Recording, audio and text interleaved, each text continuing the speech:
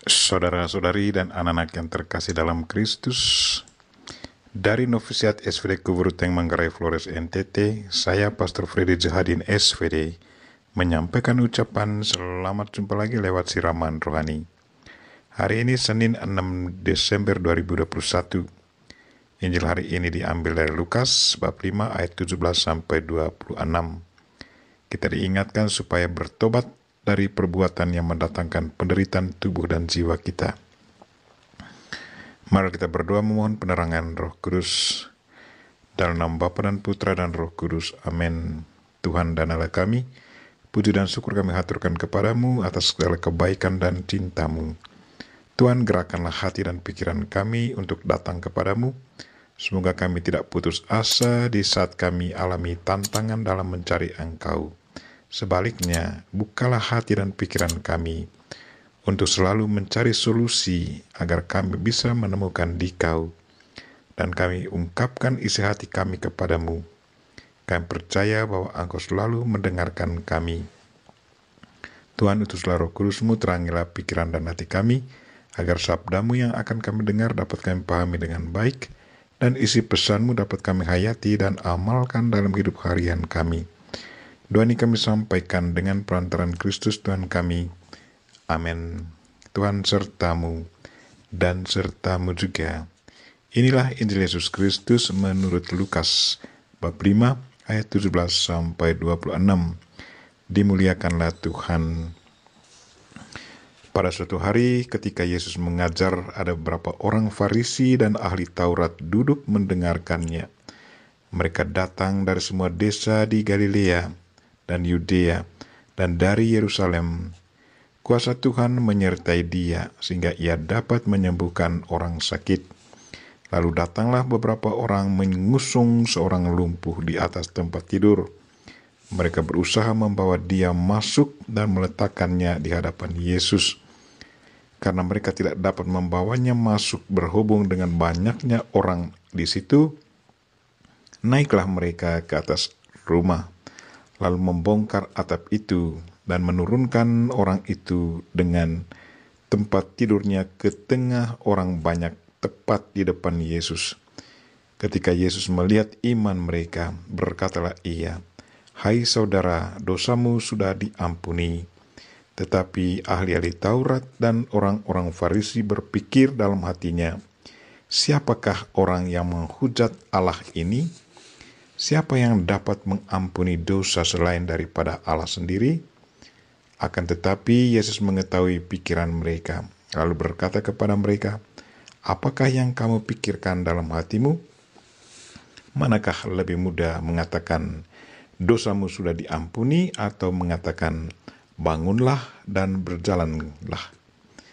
Tetapi supaya kamu tahu bahwa di dunia ini, Anak Manusia berkuasa mengampuni dosa."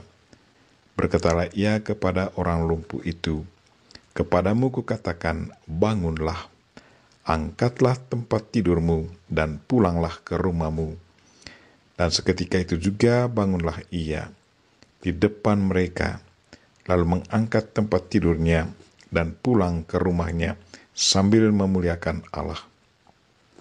Semua orang itu takjub lalu memuliakan Allah, dan mereka sangat takut, katanya, "Hari ini kami telah menyaksikan hal-hal yang sangat mengherankan." Demikianlah sabda Tuhan. Terpujilah Kristus. Saudara-saudari dan anak-anak yang terkasih dalam Kristus, tema renungan kita hari ini ialah bertobatlah dari perbuatan yang mendatangkan penderitaan tubuh dan jiwa. Lewat Injil hari ini, kita mendengar bahwa banyak orang mengikuti Yesus Kristus. Ada yang membawa orang sakit kepadanya untuk disembuhkan. Yang sangat menarik adalah bahwa ada sekelompok yang mengusung seorang lumpuh. Karena pintu rumah tempat Yesus mengajar tidak bisa dilewati, maka orang yang mengusung si lumpuh ini naik ke bubungan rumah, membongkar bubungan dan turunkan si lumpuh tepat di kaki Yesus. Ketika Yesus melihat iman mereka, Yesus langsung berkata, "Hai saudara, dosamu sudah diampuni." Proses penyembuhan orang ini caranya sedikit berbeda dari proses penyembuhan penyakit yang lain. Yesus tidak langsung katakan iman menyelamatkan engkau. Kali ini, Yesus katakan dosamu sudah diampuni. Kemudian selanjutnya Yesus menyuruhnya bangun dan berjalan. Apa hubungan dosa dan penyakit lumpuh? Apakah kelumpuhannya ada hubungan dengan dosa? Saudara-saudari dan anak-anak yang terkasih dalam Kristus, Yesus adalah Tuhan yang melihat tembus dan membaca sejarah penderitaan atau hidup setiap orang.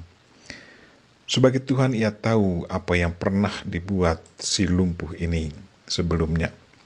Yesus tahu bahwa kelumpuhannya ada kaitannya dengan dosa. Yesus tahu bahwa setiap dosa mendatangkan gangguan dalam pertumbuhan rohani dan jasmani. Misalnya, orang yang kecanduan narkoba atau minum alkohol atau merokok, kalau dilihat secara sepintas, sepertinya perbuatan ini tidak dipandang sebagai dosa. Tetapi, kalau diteliti secara mendetail, apa yang dibuat oleh mereka yang kecanduan narkoba, alkohol, dan merokok adalah perbuatan membunuh diri secara perlahan-lahan. Karena konsumsi narkoba, minum alkohol, dan isap rokok terlalu banyak setiap hari, maka konsekuensinya adalah kesehatan tubuh terganggu. Kecanduan alkohol mungkin terserang stroke yang mengakibatkan lumpuh. Jadi secara tidak sadar, orangnya sudah melakukan perbuatan buruk terhadap dirinya sendiri. Ia sudah berdosa terhadap dirinya sendiri. Karena ia sudah melakukan perbuatan yang buruk kepada dirinya, maka ia membutuhkan pengampunan. Kini Yesus hadir membawa pengampunan kepada orang lumpuh itu. Yesus katakan kepada orang lumpuh, "Hai saudara, dosamu sudah diampuni." Sesudah jiwanya diampuni, maka tubuh jasmaninya pun berubah kembali normal. Saudara-saudari dan anak-anak yang terkasih dalam Kristus, Injil hari ini mengajak kita untuk melihat diri sendiri. Apakah ada kebiasaan buruk yang biasa kita lakukan sampai saat ini, dan perbuatan itu tanpa sadar akan menjerumus tubuh dan jiwa kita mengalami penderitaan, baik penderitaan jasmani maupun penderitaan rohani. Kalau kita sadar akan hal itu, marilah kita bertekuk lutut di hadapan Tuhan dan memohon ampun agar pertumbuhan jiwa dan raga kita kembali sehat dan bahagia. Kita berdoa, semoga Tuhan senantiasa membantu kita agar kita sadar akan apa yang kita lakukan dan bertobat dari perbuatan yang mendatangkan penderitaan tubuh dan jiwa kita. Kita mohon Bunda Maria untuk senantiasa mendoakan kita. Amin. Marilah kita mohon berkat Tuhan. Tuhan sertamu dan sertamu juga. Semoga saudara sekalian dan mereka-mereka yang kita doakan pada hari ini dan segala aktivitas kita sepanjang hari ini dilindungi, dibimbing, dan diberkati oleh Allah yang Maha Kuasa, Bapa dan Putra dan Roh Kudus. Amin.